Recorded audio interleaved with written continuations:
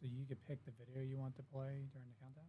We made it, so it's all B-roll of DeVore Oh, Capital stuff. Yeah. gotcha. Mm. Is that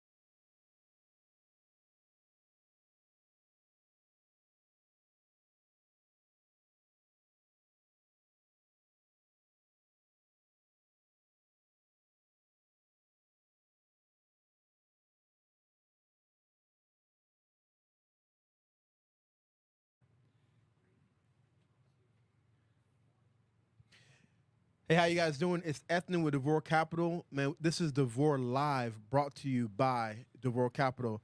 Man, joining me in the studio today is we have Will and we have Scott. How y'all doing? Hey, what's going on, man? Phenomenal. How are you? Good. Introduce yourself to those who are just jumping on. Yeah, man. Scott DeVore, founder, CEO of DeVore Capital Group. Also, the man behind Free Factor, the podcast, also sponsored. There you go. You know what it is. And we got the esteemed gentleman to my right. Will, what's up? What's going on, man?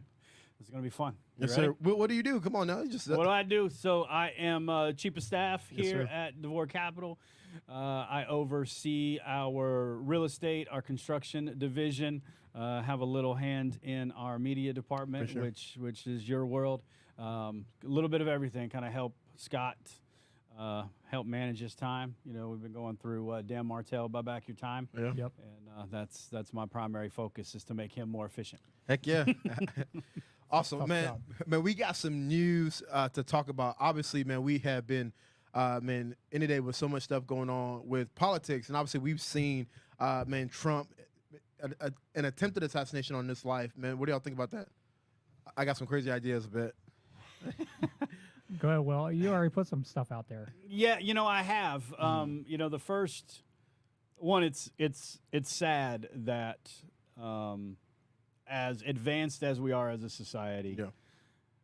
for many people, violence is the first option. You know, and that is unfortunate that we have gotten to a place that is so divided, so angry that normal civilized debate, regular conversation is like an afterthought, you know, for so many, you know, but with, you know, just in the last, 5 or 6 years, the chaos that we've seen here in this country, we've seen riots, we've seen, the breakdown of the fabric of law and order, and it just seems to be continuing. And I'm so grateful and thankful that after that event that took place on Saturday, we didn't see riots in the street. Yeah. We didn't For see sure. mass chaos, and I think as right, left, and all of that, but as much as divided as we are, I'm glad that I didn't see that Yeah. we did not see that. And so, where do we go from here? Because, half inch the other way, we woke up to an entirely different world on Sunday. 100%. Yeah. Yeah. We woke up to an entirely different world on Sunday. So, Yeah. that's Yeah, where no I'm at. doubt. I mean, I was in the middle of a very monumental event in my family's life. I was purchasing a car for my oldest daughter Wow. when this all went down. Huge. So I'm at the car dealership right down the road in St. Augustine, and probably like 15, 30 minutes after the event happened, this is now 6:30, like the place closed at 7, and, we're there. Now we're getting ready to sign paperwork. We already decided on what we want to buy. And I see some alerts, and the alerts were confusing because it was Trump fell down at a rally. Trump, like, whatever. Yeah. And I'm like, oh, no big deal. Then no one was getting really excited at the dealership, even though people were like now like leaving. And it wasn't really until maybe like when we were basically finishing up with the transaction, heading home, that some of like the real story of assassin. I don't even know if they were even saying assassination attempt, at that point, like at 8 o'clock at night. So I was just extremely confused at like why were the headlines like what they were. And now we're like, 72 hours post the event, and there's more clarity, but there's still so many questions 100%. of actually what went down. Yeah, I would. There's like a few tiers. Just want to hit on a few of them. I'm not a conspiracy theorist, but it's gonna. Everybody who says they're not, they are. Okay. So I may be, but there's a few breakdowns, right? The breakdown in first of all, not having the perimeter secure, like the highest form Questionable of why. intelligence and security in our nation is supposed to be, you know what I'm saying, the Secret Service. And so they did not have that covered somehow, some way. The other one is, could there have been an inside job, not in terms of in Trump's party, but they wanted him killed. And then the third one is, an incredible marketing campaign on Trump's behalf, and things like that. Now, obviously, they say it was the AR-15? Yeah. And it was 150 yards. Man, risking your life. Come on, like, you know what I mean? And so there's a lot of those things. So what do y'all think about those things? And then also, man, let's just throw this out there. A lot of people are saying, okay, they had a lot of women attempting to protect, you know, the president's life. Do y'all think that had any? Obviously, that doesn't have any regards in terms of like somebody shooting at him, but just a lot of breakdowns in terms of security. Yeah, I mean, all the stories of them asking for more Secret Service before event, but then the Secret Service director saying that was like not true. Just all the breakdowns. That's why, like, I'm someone, I wouldn't call myself a conspiracy theorist, but I'm thinking of Will's comment as I say that. But I remember, back in 2016, like or even in like 10 years ago, like my prayer was for like wisdom and discernment. And I feel like when I got that prayer answered, it kind of opened my eyes to like so many things like going on in the world, like what is the truth behind stuff. So even if you go back to the last assassination that actually happened, before Reagan, but the JFK thing, like there's still stuff coming out that, was the CIA involved. And obviously none of us were alive when that happened, but man, just really makes you question could there be some nefarious people within our government that's behind like things like that?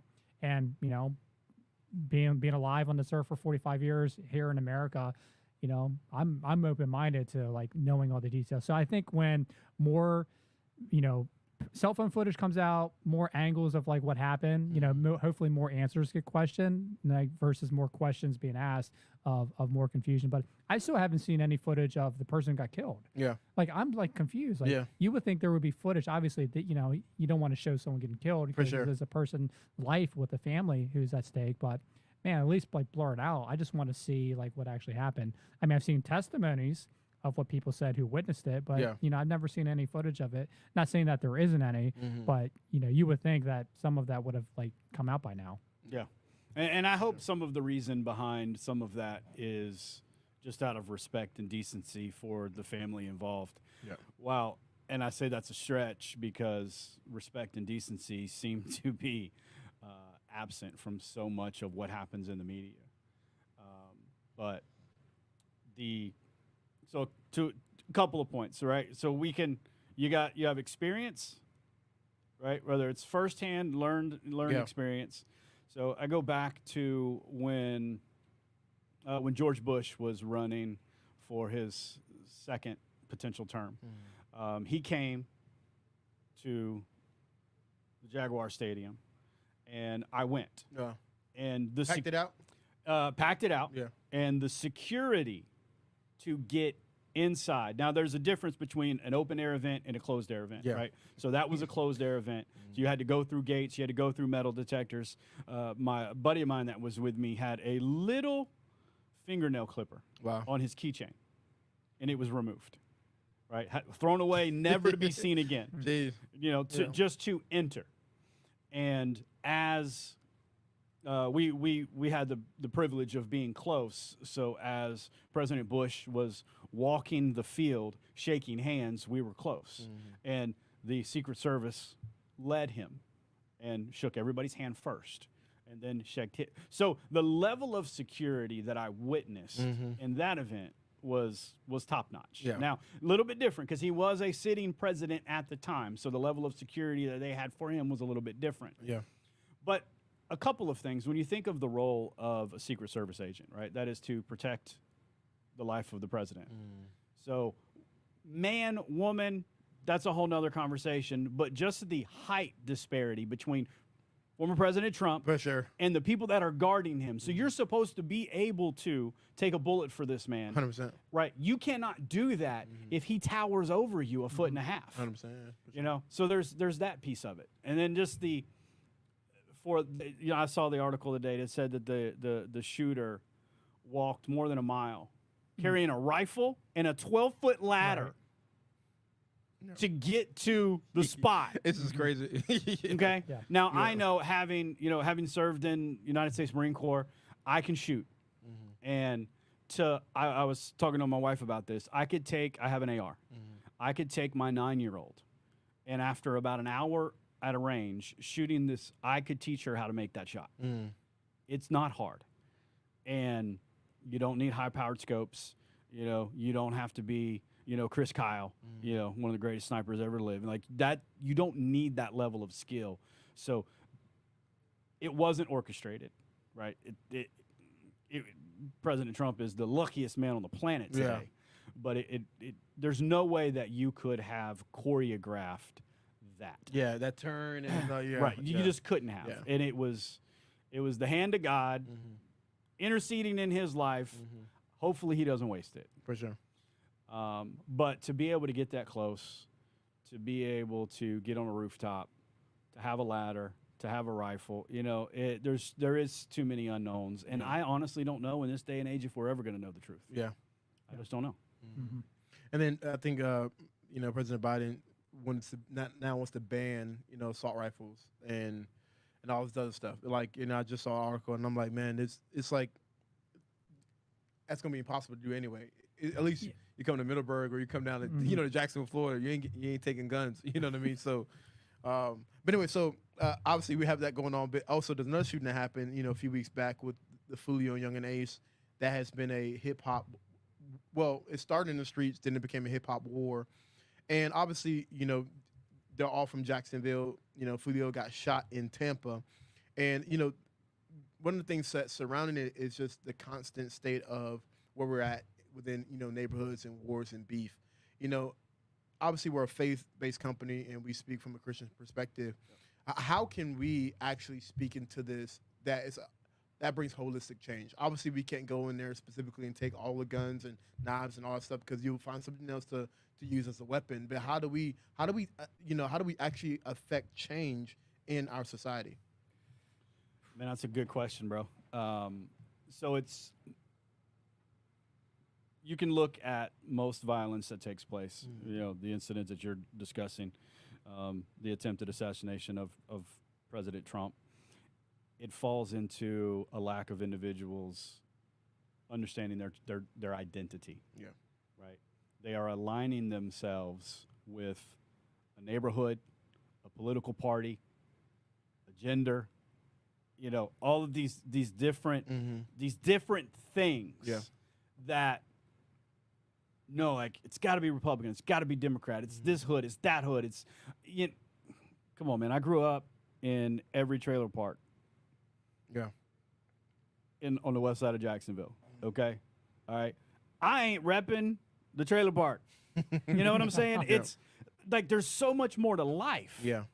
You know, and until we get to a place where people can understand that they are created in the image of God to live out a purpose that comes with peace, hope, and joy. Right? Like you can't do anything else. Yeah. You know, because it's not about your neighborhood. It's not about, you know, this song or that song. Because it's so Tom McDonald. Y'all know Tom McDonald? He's a rapper very much on the political spectrum. Okay. You know, he dropped a song about Trump's assassination attempt within hours. Of it's a great song. But when you listen to so many lyrics of so many songs, it's beef. Yeah. Right? 100%. Like, it's just, in order for me to get clicks and views and downloads, I have to insult you. It's garbage, man. Yeah. That ain't cool. You know? It's just garbage. Yeah. I mean, it's definitely pride. You know, Satan, he comes to kill, steal, and destroy. Yeah. And everything is to divide. You know, left, right, blue, red, Republican, Democrat, this hood, north side, west side, it's all division. Yep. And that's Satan's plan. Yeah. It's to divide us, 100%. To make us to like dislike each other, and then that pride. And it's just crazy when you think about, you know, we drive around Jacksonville all the time because of you know, the business we're in, you know, real estate, construction. We're driving around, drive through those neighborhoods, and most time it just looks mostly peaceful. I mean, it looks a little old. Sure. You know, you could probably there's probably some signs. For sure. Like, probably don't want to, you know, go to this gas station. Yeah. But if people just are like kind of really focus on like the things that like would actually bring us together, like things would be so much different. 100%. Not just in Jacksonville, but in this world. Because when you really think about it, you know, even between Christians and other faiths, there's more that unites us than what divides us. 100%. But Satan is so clever; he's always dividing us. And if we learn how to kind of love our neighbor, love God, love our neighbor, like are the two greatest commandments, I mean, we can really change. But that Satan's done such a good job to like make us not want us to fulfill those commandments, Yeah. to want us to have division, want us to have that pride and have that hate. But how many people actually need to die? Yeah. I mean, it's stupid. Like when people die, it's, I mean, it just sounds stupid, just to say it's done. Yeah. There's nothing Yeah, like for sure. Foolio ain't coming back. He's done. All these other people who have died before him, these guys are dead. And what are we going to keep doing? Like people are just going to keep killing each other. The next, person coming up. I mean, it's just stupid when you think about it, man. Life is so precious. Yeah. We are image bearers of God. We are made with a purpose, and the purpose of what these people are doing, killing each other, is not what God had planned. This is what Satan is smiling. He is so elated that people are killing each other over nonsense. Yeah. One of the things that I think we all three of us come from, either it be the hood, low income housing, Section 8, whatever that kind of looks like in terms of, and I think it's easier to become a product of your environment. And I think, man, also if you think of social media and how it just inundates a young person to become what they see. And one of the things that is difficult, like if we're attacking the core issue, which is obviously the heart and which is sin and which is all those things that we're attacking these things, the only way to reach people is to go and reach them. You know what I mean? I think we have a skewed perspective, in the church that says, we're just going to wait till they come here a bit. There's an element of us going out. Yeah. You know what I mean? There's an element of us affecting change that way. And obviously people have to be willing to receive the free gift of salvation and all those things. But, one of the things that I was thinking about is, man, how did I make the world a better place today? How did I affect change today? How did I bring some level of encouragement, joy, peace to somebody's life? And I think if we started there as the millions of, Christ followers, or at least professing Christ followers, man, things would happen and things would bring change. Any more thoughts on that subject before we move forward? I mean, it starts in the family. Yeah. I mean, that's where it all starts. You could probably look at everyone who's lost their life. They probably have a broken family. And that, again, that's also part of Satan's plan. Yeah. Is to divide the family. And,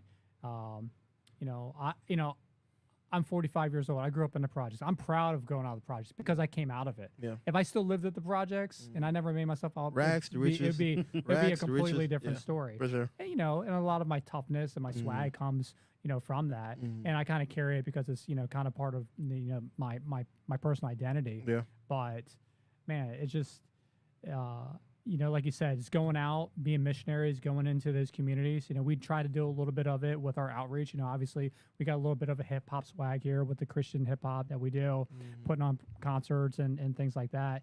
That's a form of outreach that we do. But I mean, it just the first step obviously just comes down to prayer. Yeah. Just praying for this city, praying for this state, praying for this country, praying for the world. But ultimately, God is in control of all things. And even though there's been these tragedies, we almost lost the former president, potential president again. Through these things, good will come out of the situations. Yeah. And to know, that He is in control, and to put our faith and trust in Him, and then just live our life as a witness. Because that's what people need. Because there's a lot of people who probably have bad relationships with the church for whatever reason. Or they don't want to go back, or they left, or they were skeptical, or they got hurt. But us as individuals, we're all the church. The church is in the building, church is the body. Yeah. And if we just live our lives as a testimony to Jesus Christ, obviously we're sinners, so we're not going to always live up to 100% because we never can. But just us, the way we go about our lives to be a witness, to hopefully draw people nearer to the the true Lord and Savior. Yeah. So good. Anything else, Will? Yeah, no, I just what I can control is me. Yeah. And that's, I think, the question that we all have to ask. Yeah. Like, are we walking a positive, morally upright walk? Yeah. And when you talk about like going out and reaching, you think of just like what we're doing as an organization right now. Like we're recruiting top notch sales professionals. Yeah, 100%. Okay. Yeah. So we got to go find them. Mm-hmm. You know, we're gonna go and recruit, and you know, we're gonna do the ads, and we're gonna do these things. Like we're gonna go out to find what we need. Yeah.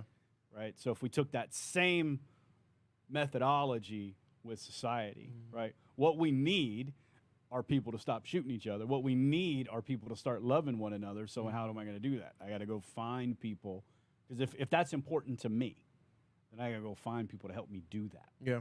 You know, just like as the business, right? It's important that we sell roofs, because that's why we get to do all of these 100%, things, right? yeah. So I got to go find people to help me do that. It's the thought process is not different, but sometimes we think like charity work and you know, mission work and church work and all of those things, somehow it's too complicated. Yeah.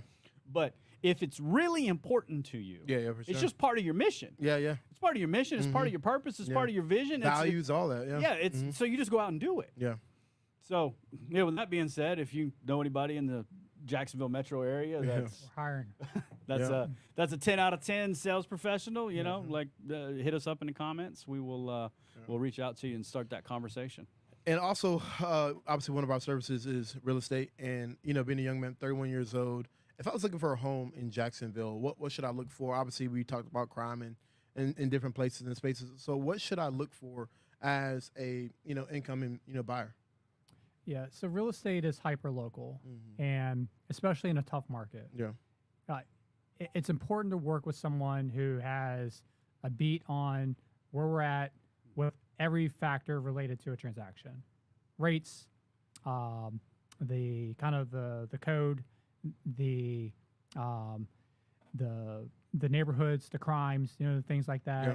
Obviously, you know, there's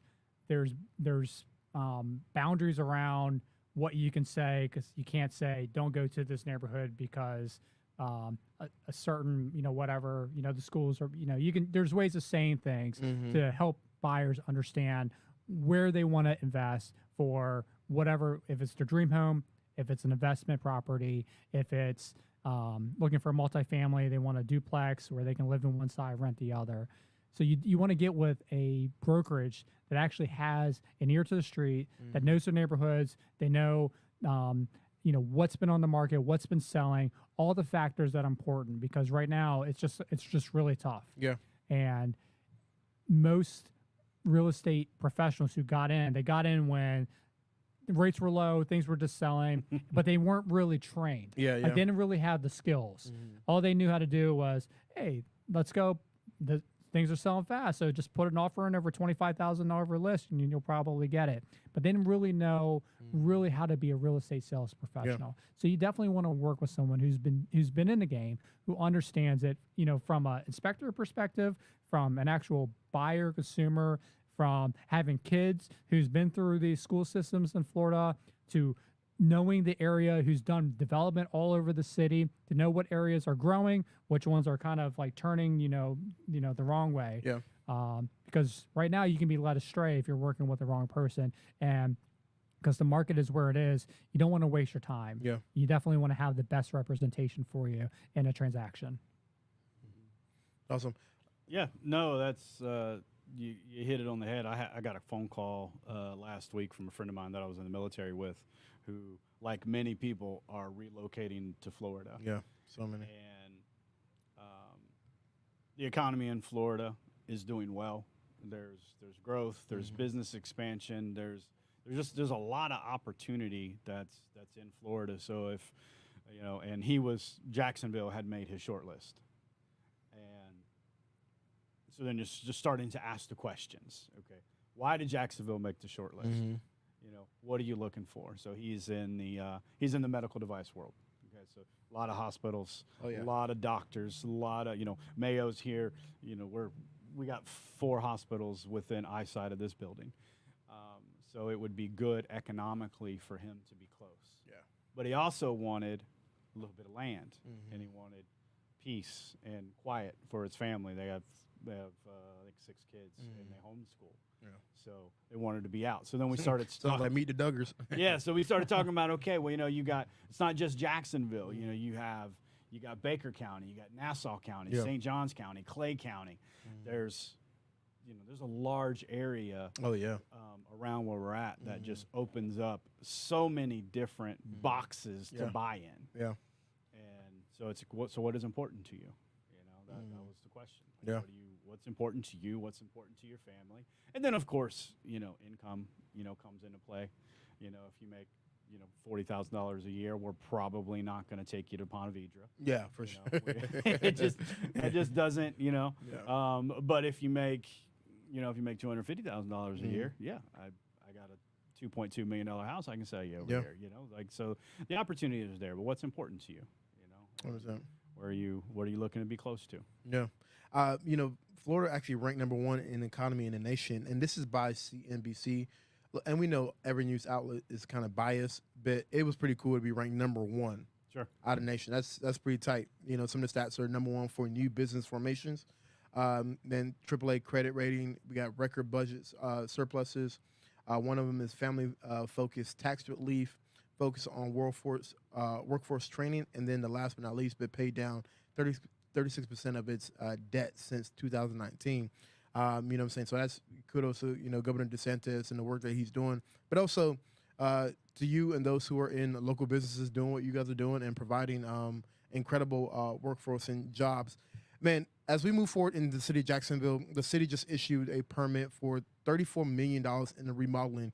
I know you sent that over. Will, you have any takes on that? Yeah, no, that's a big deal. I mean, Yeah. when we look at what's happening with the Jaguars and the core of Yeah. the downtown area, that's a big deal. So that Union Terminal warehouse, I mean, that building was built in 1913. Sheesh. And to revitalize Yeah. it, bring it back to, not even bring it back to its glory days, Yeah. right? Because now to bring it into like where the city is going, it's new, it's fresh, it's going to be exciting. That's going to be, it's right there. Yeah. It's going to be something that everybody's going to see. It's housing, it's business, it's going to be, an epicenter Yeah. for that to go. So we're about to start to see these like New Brooklyn, right? These little epicenters yeah. of life just pop Yeah. up that Can't wait. we've been short of for a long time, Yeah. in this city. So to see the movement start to happen. Yeah. And once that does, like all of those reasons why Florida was ranked number 1, you're going to start seeing some of that be hyper-focused into the Jacksonville area. Yeah. And as, we talked about it last time, the Jaguars and their investment into the stadium. 100%. It's like, okay, this is in the city's investment Yeah. into the team. Yeah, yeah. And it's just going to keep going from here. And I'm excited to see Yeah. what's going to happen. There's a lot that people don't talk about. There's $40 million in the Jacksonville area that was allocated by the state to help low income families Yeah. with rent, payments and Yeah. things. So it's not as if the city is going here and leaving everybody behind. Yeah. There's a lot, because you pay off a large portion of your debt. The state of Florida is reinvesting back into the community, right, Yeah. to bring people up, which, when we were just talking about politics, like Duval County is very much a 50-50, Republican Democrat world. Yeah. But the focus on developing the city, creating job opportunities, creating more affordable housing, reducing crime, like all living here. Yeah. As much as, because I watch what the news says about Jacksonville that don't live here. Yeah. Living here and being involved in business and what's happening, like the city is nowhere near as divided as you would hear outside. Yeah. Right. It's okay. This is going to benefit everybody. Yeah. And that's really the focus and the goal. So our city government is really doing a beautiful job in that regard, in comparison to a lot of other places. Yeah, and Scott, obviously you're a real estate, developer. You got all that stuff underneath your belt. Like, is this a good time? Like, if you are, real estate investor, if you're a developer, it's a good time to go all in. It seems like what I'm hearing. Yeah, I mean, so when you're going over the stats about Florida, the cat's been out the bag for a long time. Yeah. I just celebrated my 9th year of relocating to Florida back on July 10th. So Yeah. 9 years and 6 days Congratulations. ago, I moved to the state, and it was kind of a secret back then. I remember just how cheap things were, and I was I was leaving Los Angeles Yeah. at the time, which Los Angeles was just. I mean, it's crazy now, but it was crazy back then. It's apples and oranges like there. just what I bought my house for 9 years ago versus what it's worth today, it's more than doubled. It's just been insane. But the secret is almost out on Jacksonville. Jacksonville is probably the best city to be in the state. I think of it as being about 10 to 15 years behind Tampa and maybe 30 years behind Miami. I don't know if it would ever reach those levels. I don't think people actually really want it to become any of those cities because it has its own unique identity. But the development here is exciting because you're a native here. We're transplants. You know, Taishina, she's I don't know you were born here or not. She's behind camera. But just to hear the people say, "Oh, Jacksonville's been saying this for years. Nothing happens." What's happening now? You can look all around. I know we got a rainy day, but if you look out this window, you see cranes everywhere. And that's always a good sign when you see cranes. The Four Seasons is being built down there to the east of us by the stadium. Stadium obviously got $1.4 billion. And you got to do both. You have to have a private-public relationship. Yeah. And I know it's pretty conservative in this town, or at least the people who kind of owned the land was pretty conservative, and they didn't want to let go. They didn't want the development. And I believe in low taxes, but I'm also somebody who believes in investment. And I think it's wise. It's probably a good thing that things has taken as long as it has for the development. So finally, I think they got enough buy-in versus people who didn't want it to actually spend the tax dollars to invest in things. But now, other investors are coming into this area, putting up their own money to do these projects. So it's just really exciting to see. Man, and so that ends our DeVore Live for today. Man, listen, just a few recaps so you guys can go home. Man, we are a company that builds things. That is DeVore Capital. We build anything and everything. You need a roof, we got it. You need a house, we got it. You need a complex built, man, we have it. You need something sold, we got you. So reach out to us either in the comments, on our social medias, all of it. We are at The Wheel on all social media platforms, and we have Scott Free DeVore on all platforms, as well as you can call us at 844 for DeVore, and that's 844 for DeVore. We love you guys, and we'll see you guys next week.